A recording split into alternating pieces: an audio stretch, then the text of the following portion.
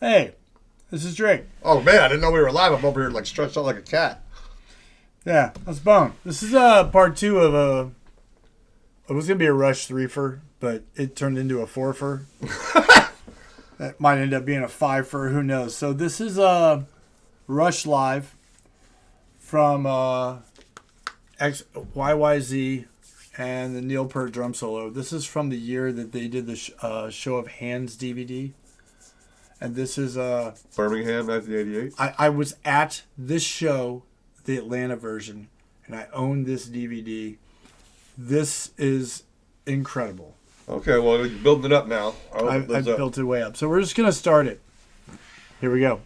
YYZ is a really... It's like their version, like like Van Halen has Eruption that goes into You Really Got Me Now, Girl. And this is YYZ was a instrumental. That's just really a rockin' instrumental. Here we go.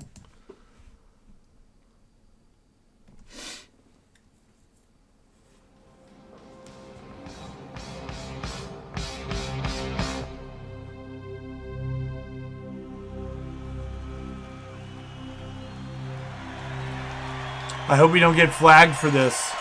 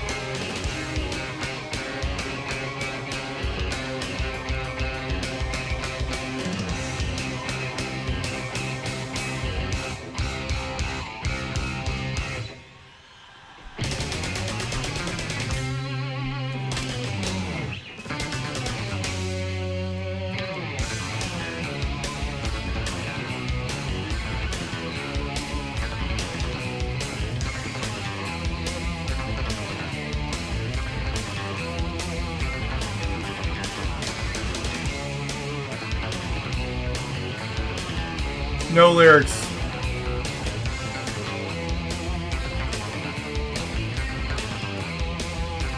A couple people there. Yeah.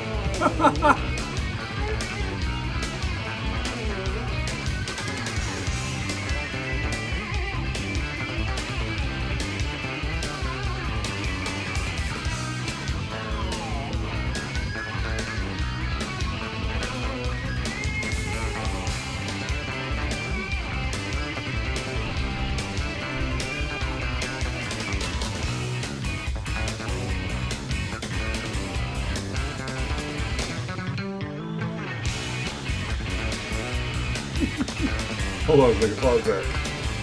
You look at his drum set. It's like, you ever heard that someone say, "Oh, I see you like a little tea with your sugar." Yeah. That's like this guy has so much sugar and very little tea on There's that drum set. one of the last times I saw him, he had like another rack of drums above it. It was like the second stack up. It was like insane. I'm like, see the technology, how much it changed from. And he's got some of them where he's got like electric pads in there with the regular drums, and you're just like, he's just like, he has this metal gong behind him, and he's like, wow.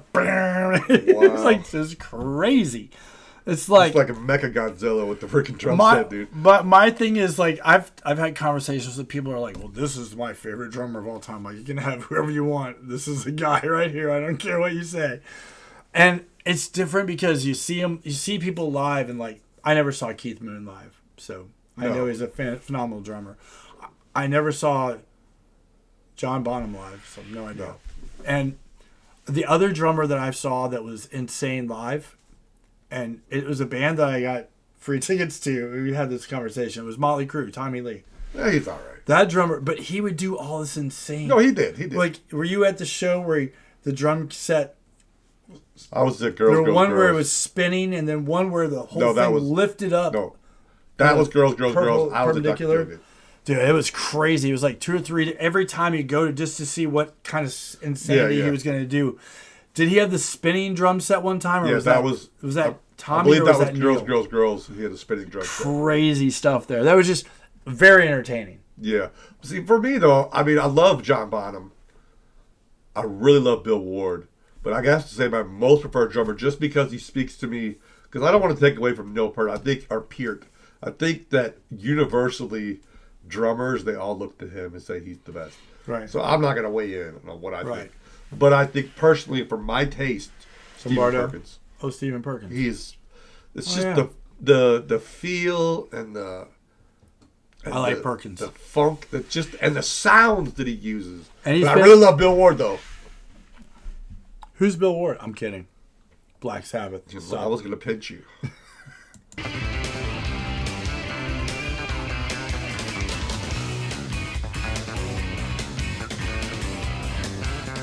The cool part about this is you can hear all the instruments. For some reason, I'm having trouble hearing the drum. I mean, there's so much going on. I think it's just the way he plays.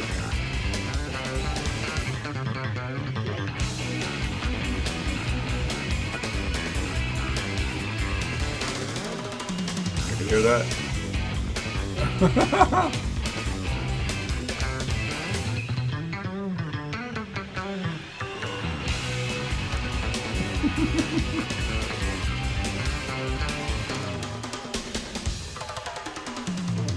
Got to hear that.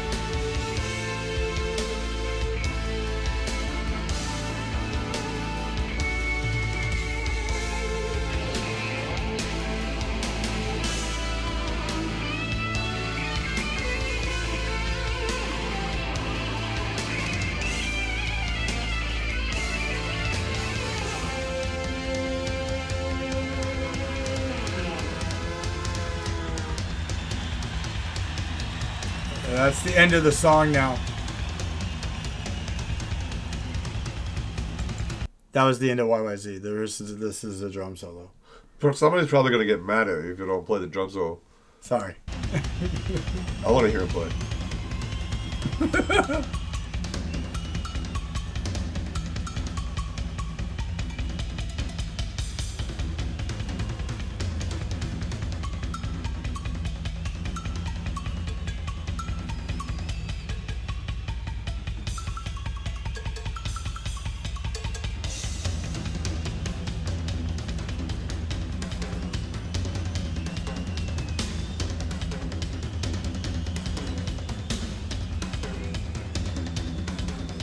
He's got drums behind him. No, he does.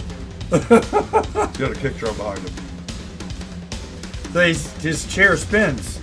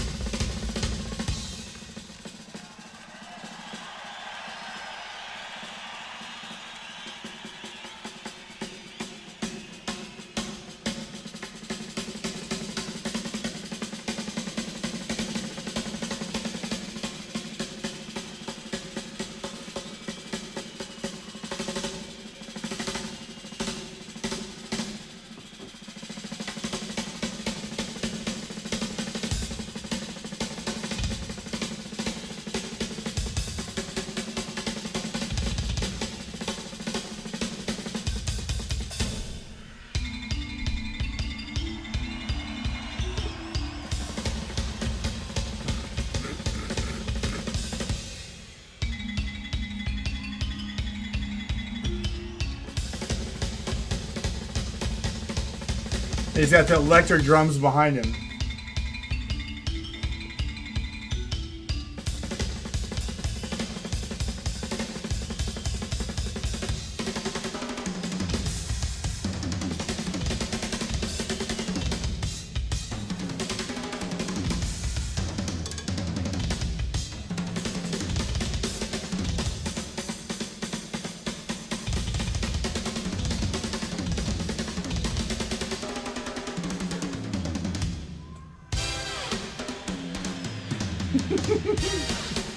I like the horn blast. It's like Batman. Huh? It's like a Batman. Pow! Zap.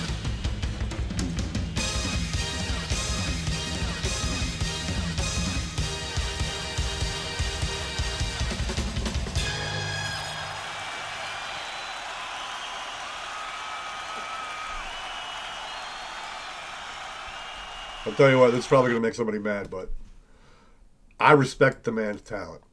But for me personally, it really didn't do anything for me. No, what I think is amazing is like I say something like that, and someone inevitably will get all bent out of shape. It's like it's not a personal attack against him. The guy is immensely talented. His little finger is more talented than my whole body. Oh, I get that. But it's just the structure of it, the feel of it. I mean, it just doesn't do. So after that track, there's a song called Mystic Rhythms, and it flows right into that. So, but you said this was the song that you like by them. That's just one. Actually, it's not a song that I like. It's a song that I absolutely love. So we're gonna do "Working Man," a live version from 1980. Looked like it was probably the best sound quality we could find. Well, I think what's interesting is that they did not stay this way very long at all. No, one album. Well, no, Fly By Night is got some stuff on it that's pretty heavy like that. Yeah, but they're all over. They have a very diverse and wide variety of things that they like as far as instrumentation and the way they arrange their stuff. And then when 2112 came out, it was like totally changed their whole story. Right, but this just it's this thing that Black Sabbath does to me. This song does to me. All right, it just hits me, and that's like not whenever I say I don't really like Dio. It's the thing, and I wanted to say that the reason that I don't like Dio is for the exact reasons that you do. I get that. And that's not. I know, but I'm just saying for other people, it's not personal. It's not like I didn't say Dio sucks because he doesn't. Just don't appreciate. He doesn't do it for you. Strike me right on that visceral level, and, like some music doesn't. What? That's like I don't think someone deserves to get punched for that. I'm just kidding. What'd you say? Your loss. All right, so this is Working Man off the first album. This is a 1980 live version, and this is not from theirs. This is not their channel. This is somebody else's. So we'll see how this goes. Here we go. And it's gonna have a bunch of different pictures in it because it's somebody else made the video.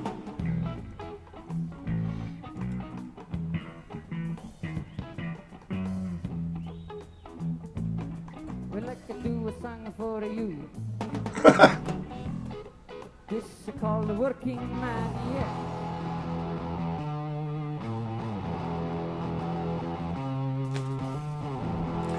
First time I heard this song, I thought it was Led Zeppelin or Black Sabbath.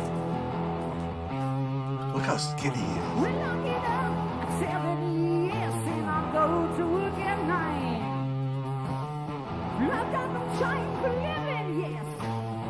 I'm working all the time. When it seems to me I could live my life better than I think I am. This is not at all the original version. No, it's not even like. It's way slower. Yeah, it's weird. Well, they call me the Working Man. I guess that's what I am. Is that even Rush doing that? Yeah, it's Getty. That's Getty. That's Neil, isn't it? In the middle? That's Neil. Right. Yeah. It's Getty, Neil, and Alex. Oh. I mean, he didn't play drums on this song, did he? Not on the original version. Well, he joined during the tour. Oh, did he? Yeah. Okay. Yeah, the guy died during He the tour. died? Yeah, he died.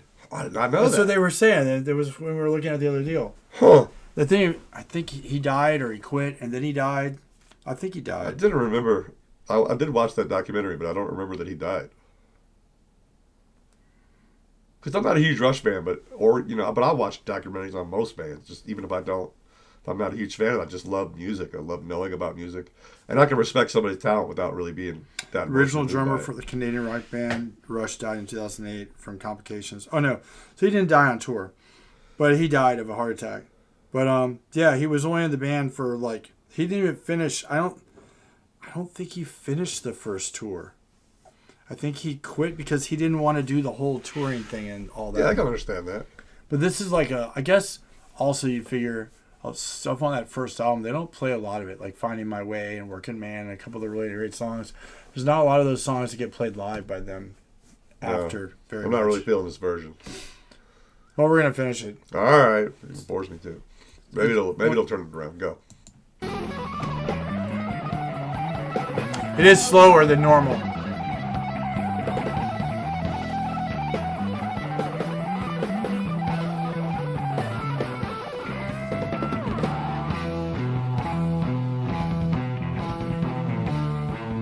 Well, they call me a working man. That's class.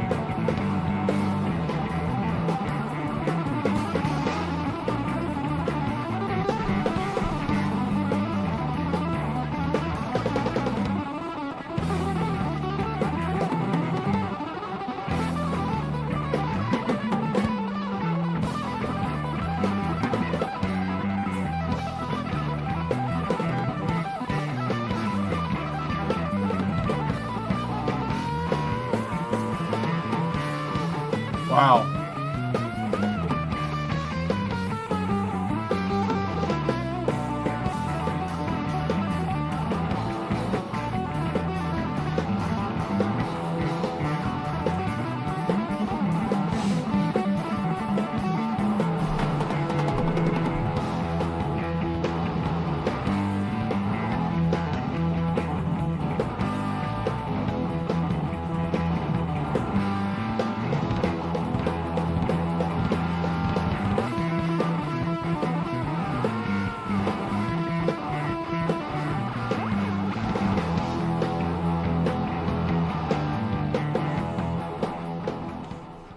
It's interesting. It did get better. Musically, it got interesting. That was interesting. It got faster as it went on, but it was definitely not the regular version. That sounded like Neil playing drums. That For was, whatever reason, the drums that- were very clear in that version. That was Neil playing drums. That was 100% Neil playing drums. So that's why it sounded like Neil playing drums. And I found it weird they did a remaster of that song with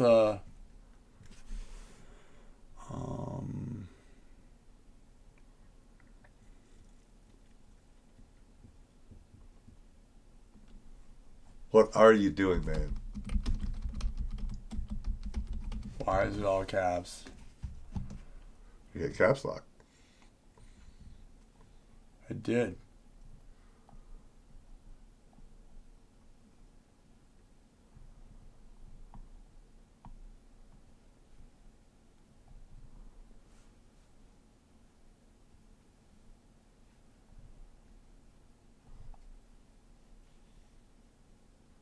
Wow.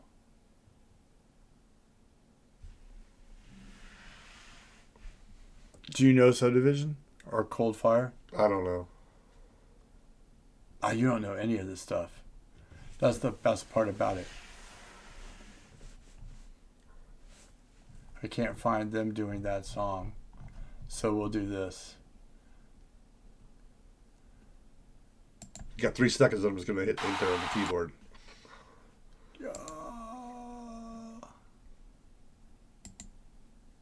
All right. This song's called Subdivisions. And this is probably like one of the most popular songs they ever did outside of Tom Sawyer. Probably is one of the songs that gets them like some of the most radio play of all time. Okay. But the subject matter is amazing. It's like it's talking about the fact that, you know, we're all divided into different stereotypical cliques. Like you're either a jock or a prep or a loser or a banger or a kid in the hood, and you're kind of put in those places and you're stuck there, and we're all like trying to conform or we're cast out. It's just perception. But you know what I'm saying? Yeah. That high school mentality. This was a song that I always resonated with me because of the subject matter. But it's also just amazing. This is from later on too. This is don't know how well the vocals are going to sound. It should be pretty decent. Here we go. This is one of the last shows I saw was that Snakes and Arrows tour.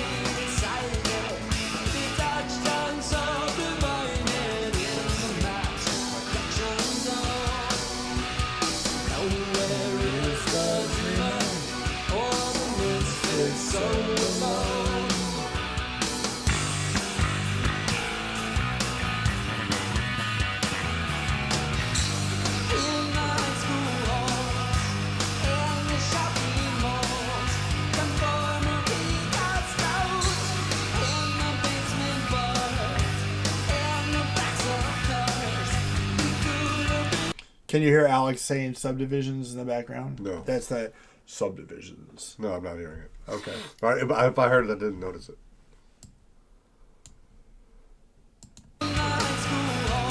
What do you think so far? I'm just trying to take everything in because the guitar sounded like a bass to me, and I was like, am I hearing a bass sample? And then I'm trying to hear the guitar. At the beginning, there's no bass. It's just keyboards and guitar. I figured that out. And now the bass just kicked in because he just started playing bass, which was pretty much how a lot of Rush stuff went live. Because when they were in the studio, he would play the bass, and there'd be bass the whole time, and he'd play keyboards. So on the studio version, the bass goes throughout the whole time? The whole time, yeah. And live, he's going back and forth. So I think that's one of the conundrums of doing a lot of layered stuff, is that if you can't do it, to me, it takes away. I think it doesn't matter to me because I don't know that I don't really know the studio version all that well. That's why Alex used to give him shit and be like, why don't we bring in a fourth member that can they don't even need to be on stage, they be backstage and play the keyboards. I agree. Then you can keep playing bass and sing. He's like, no. Then it won't be us anymore. So he wanted to make sure it was just them. Just had to be them. Yeah, some people have interesting hang-ups. Yeah.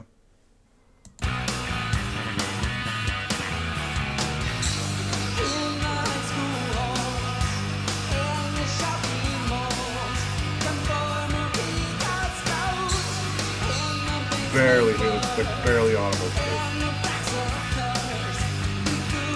You should put a deaf guy react. What? You should put deaf guy reacting with his buddy. Deaf guy Yeah, 'cause reacts some to of the frequencies I Rush. just can't hear. They're Yeah. just gone to me. I get it.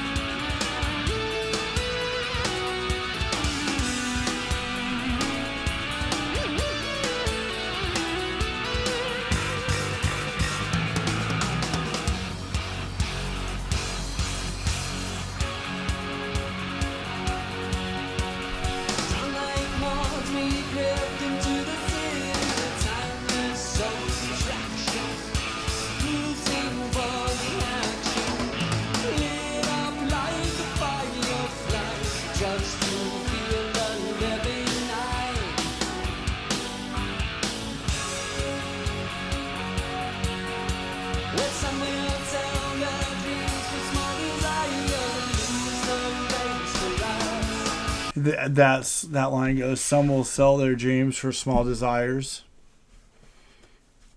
And this is like this, you look back at your life and you think about, you get sidetracked with this thing and it put this other thing that you wanted to do on hold because you're like, I'm going to do this and make this money or do that. Is Neil a Buddhist? I'm getting a strong Buddha vibe from this dude. I don't think so. I'm not aware. I don't know. I don't know what their spiritual aspects are. I mean, they're Canadian. Well, they're first generation Canadians. At least these two are, because they're both the children of immigrants.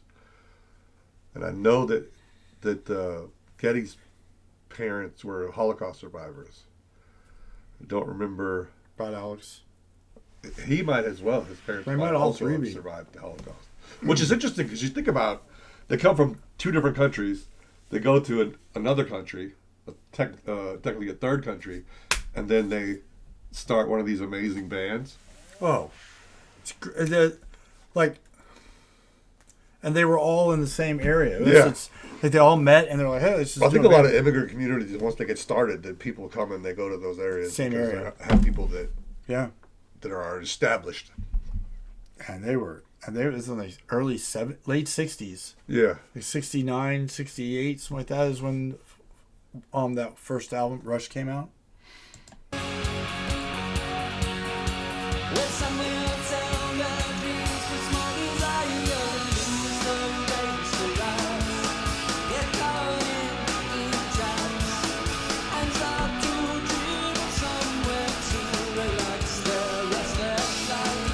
You're going to pull up the lyrics? I want to pull up the first album because that doesn't make sense to me.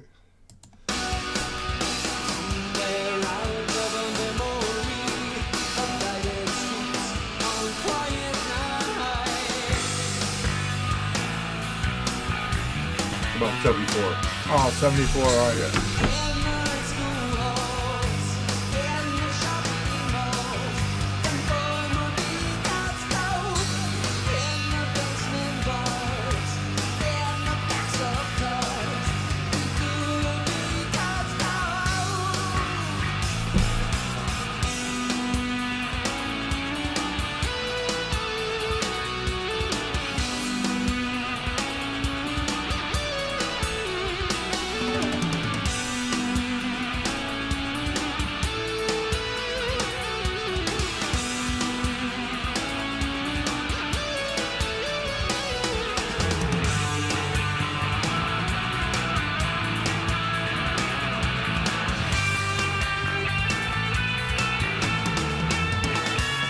I think he's got the keyboard samples going. Or it might just be the guitars. I'm not hearing any keyboard.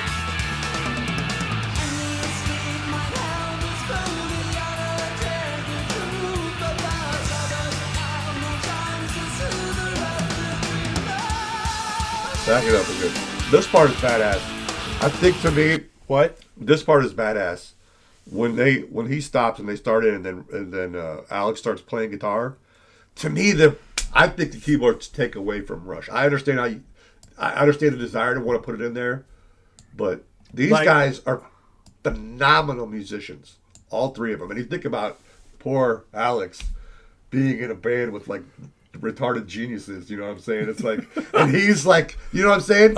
He's just as talented as these guys, but you're like overshadowed by like one of the greatest drummers of all time, and then Geddy Lee. It's like, oh well, I was in the band with Eddie Van Halen and Jimi Hendrix, and I was the redheaded stepchild of that band. I know, that's right. Right. We did that. We were talking when we did that video where we were doing Rolling Stones top guitarist list or whatever. They were going through that. And I'm like going, Did we ever post that?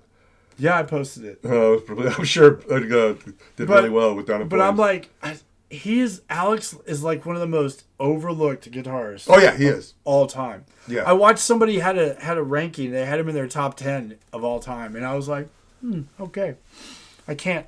I think those lists. I understand the desire to do those. It's lists, all but, man, based on all opinion. subjective. It's all opinion and your personal preference. Right, and so whatever they're doing right there, that hits me wherever whatever that thing is that hits me.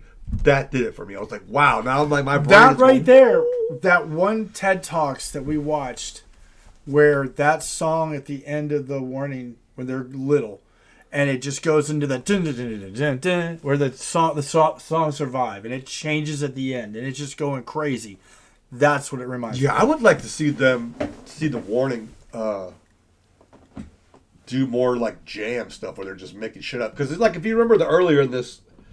It sounded like, I don't know what year that Working Man was from, but it sounded like that was one of the other songs that came out later that they were just tooling around, like making up on the spot. Because, I mean, think about it. If you're a band, it's inevitable. You should record every show that you do. Oh, of course. Because you're going to play something that on the spot that's going to be cool. They have 3 or 4 live albums. 2 of them are phenomenal. One's called Exit Stage Left. And it was either the album, it came out for the tour of Moving Pictures or right before Moving Pictures. And then they did one after a show of hands, called a Show of Hands, which was after the Power Windows tour, which has Big Money on it. Right. Do you know that song? I don't, but anyway. I know that I haven't heard a lot of their stuff. I haven't heard a lot of their live stuff even more. But and going back to when you said it was 68, right? Because I know Black Sabbath's first album. Yeah, I was wrong. I don't know why I thought that. And Rush toured with Kiss in the early days. Yeah. And they were because I don't think these guys do drugs. At least it's not like a. There's no legendary stories of those guys passing out and throwing shit out their windows. I mean, I'm sure they drank and did stuff, but 2 of the members of Kiss did not use drugs or drink. There were stories about. I've seen stories about them and. They're on tour. I was watching something and we were talking about one of the bands I was watching up. Might have been Van Halen, and Van Halen and Rush were touring together or something, and they were at a show or whatever, and they all were kind of partying together. And I'm sure they drank and partied, but they weren't like. No, I don't think they weren't legendary. No. They were more of a. But I could say they were. They toured early with Kiss in the early days. I could see that. And they toured a lot together. They played many shows together. Well, they would contrast each other pretty well, actually. They could probably bring fans across. Yeah.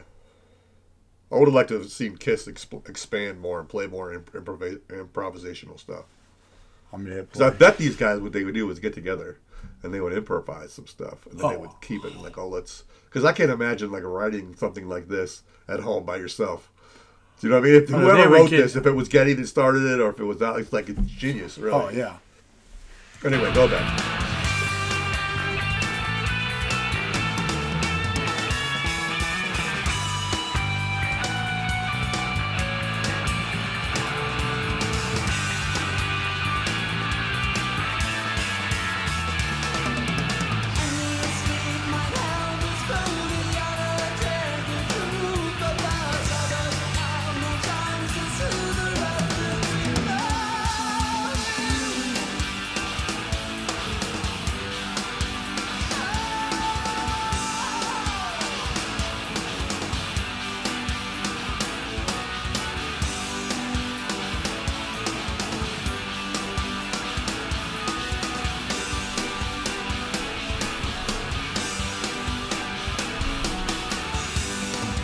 got a little Stonehenge on his keyboard.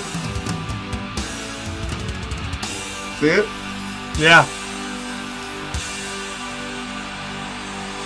Or is that pie? Huh? Or is it pie? It might be pie.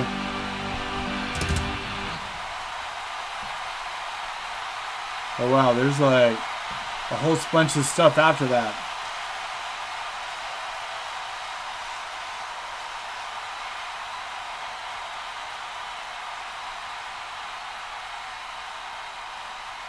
Thank you so much. Dank u wel. So, like we don't have enough cameras here tonight, I brought my camera. I've been making a movie of you guys, all our audiences around the world.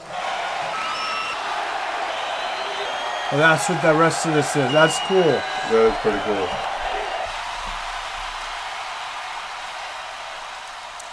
I come from a small yet humble country, Canada, and they don't know what you audiences are like here in Holland. So I'd like to show them. I'd like you to help me out if you wouldn't mind. On the count of 3, could you say hello, Canada? Okay?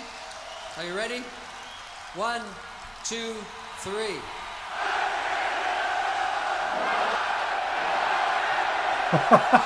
That's pretty cool.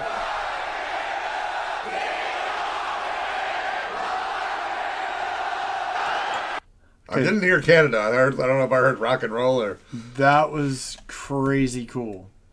That was Yeah, cool. I like the ending really.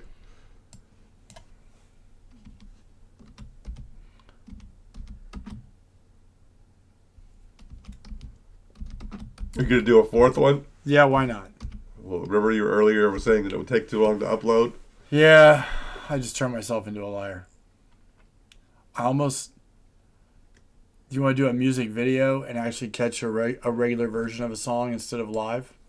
I really think the live stuff has more of an opportunity for adventure. Because like I wasn't really feeling the song all that much, and then all of a sudden it hit a point where I was like, oh, there it goes. Now I'm feeling that. All right, so we'll do this one. Is that a 6-minute and 50-minute? No, I don't. 6-minute and 50-second song. I don't think so. What the? It's some video. It's some advertisement for Fortnite. Do you want to see Fortnite? I prefer 5 Night. No, I don't. I apologize, guys. I put that up there too soon. Ooh, all right. All right. So this is older. This is Big Money. The thing with this track was this was a song that there's like a number of songs that they would use for openings and closings. One was Spirit of the Radio, which we did in part 1. One was Big Money, and there's been a couple others, but I had this. This is the Laserdisc hybrid remaster, by the way. Yeah, this is crazy, isn't it?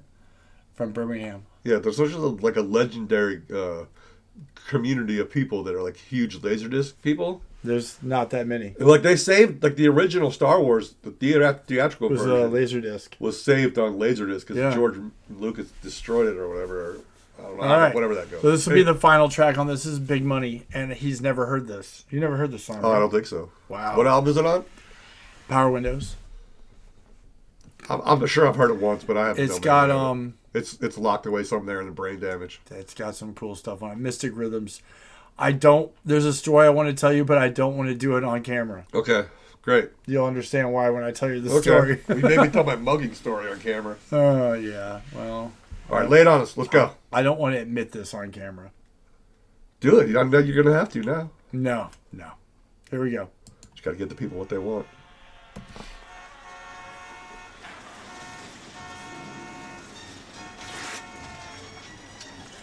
They did the Three Stooges stuff at the beginning of their shows a lot of times.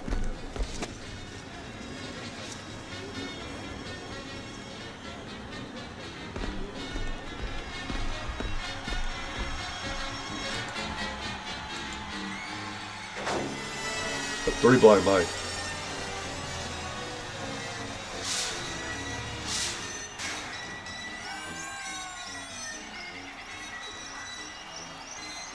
This is how this concert tour started with this track, This Way.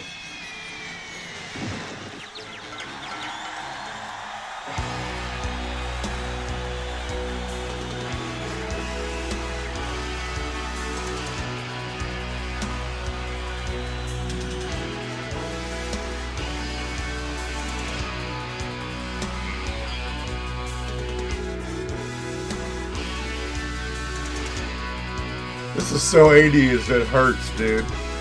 This guy's got a super mullet. Alex is playing a Kramer. It's like, wow. Who has this a is super like mullet? the Max Headroom Oh, them? Coke, new Coke. They're all 100% Friggin' 80s. 100% 80s Wow. at this point, yeah. This is not. This is like the Miami Vice chunk of the 80s. Yeah, but the music is still amazing. All right. Anyway, lay it on.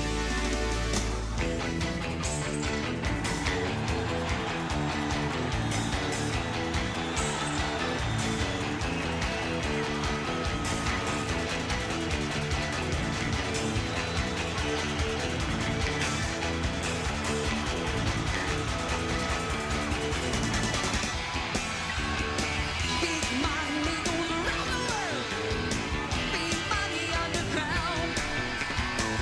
Big money got a mighty voice. Big money make no sound. Big money full of million strings. Big money hold the prize. Big money we will money well. Big money on the rise.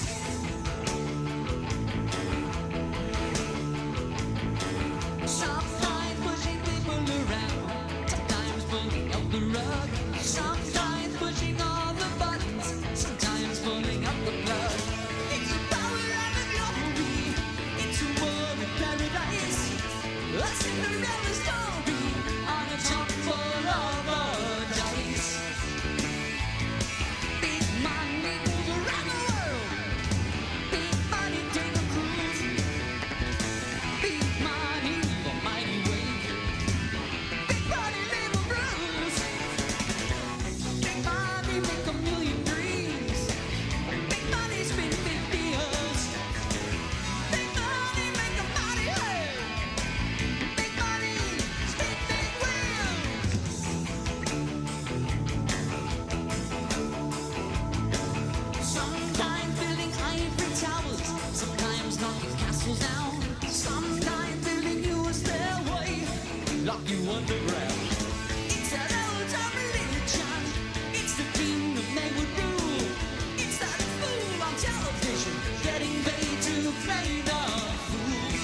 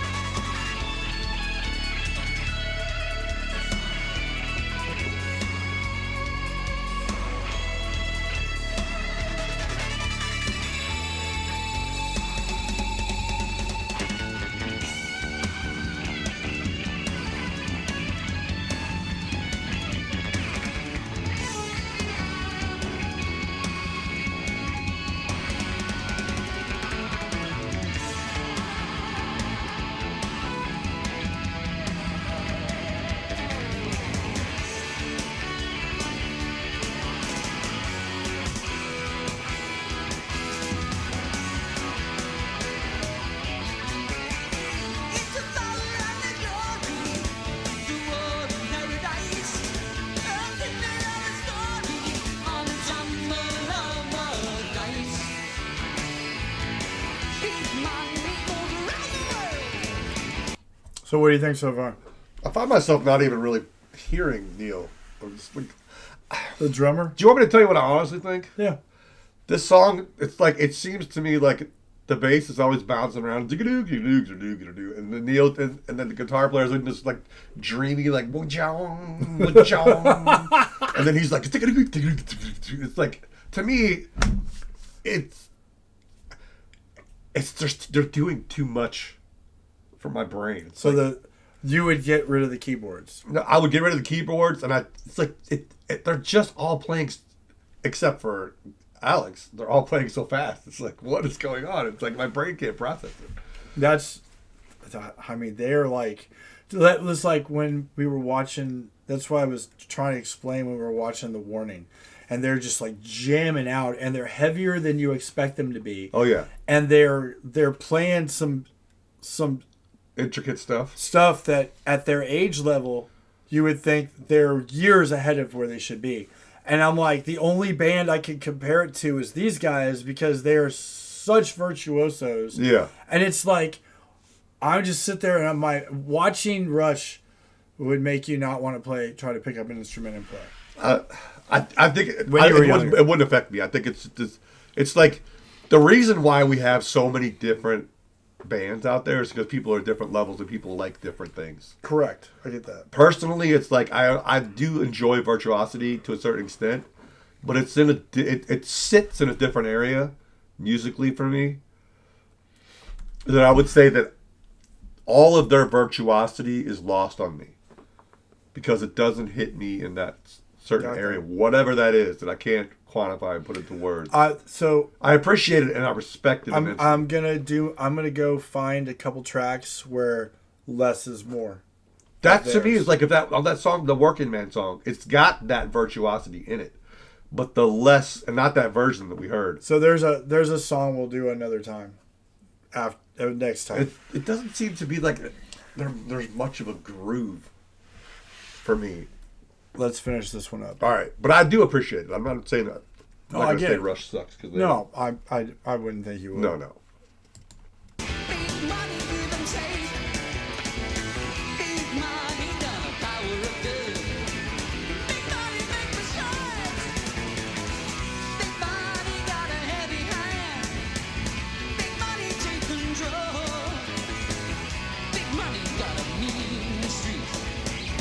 Big money got no time.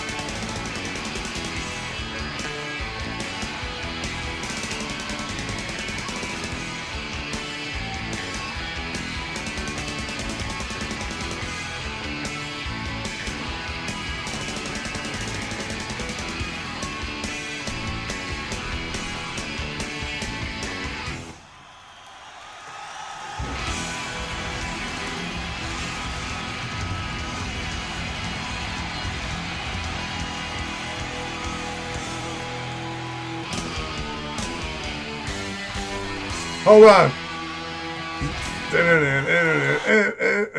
Mama sucking to me trying to tell me out. That was a Cheech Chongler riff they played at Is the that end kind of there. cool or what? Yeah, that was the best part of the song. Like throw in some, because I was just thinking I would love to see these guys just get on stage and improvise, Oh yeah.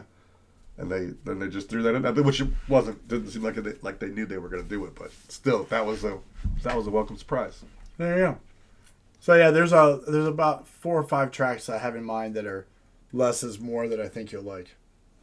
And we'll do it another time. All right. So this is part 2 and it's way longer than part 1. So thanks for tuning in. If you made it to the end of the video, suggest some stuff You're a trooper. on you are a trooper. I don't think they're going to, when I start looking bored early on, they're going to be like, this guy's a dick and I'm out of here. No. It's fine. It's okay. Look, We're only 50 minutes in on this. it's video. okay. I accept it. This was to be like a borderline podcast on Rush. All right, guys. Well, Drake, Bone, thanks for being here.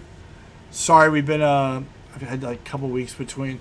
At this point, stuff has already been posted, but I went a few weeks without us recording, and I apologize. We're going to get back on a regular schedule, I promise. All right. You got Let anything? your yes be a yes. Yep. All right. We're out. Be careful out there. Like, comment, subscribe, notification bell, all that fun stuff. And we'll All right. see you next time.